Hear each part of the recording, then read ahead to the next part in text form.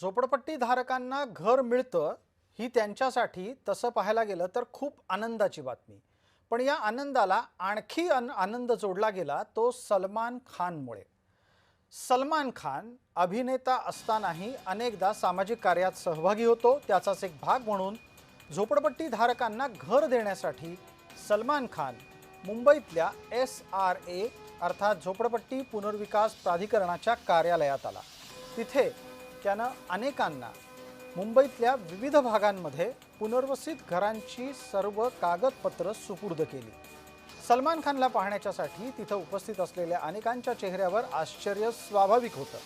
कारण झोपडपट्टी पुनर्वसन प्रकल्पातील वयोवृद्ध, विकलांग आणि दिव्यांग नागरिकांना घरवाटपाच्या कार्यक्रमात सलमान येईल हे कोणाला स्वप्नातही वाटलं नसेल.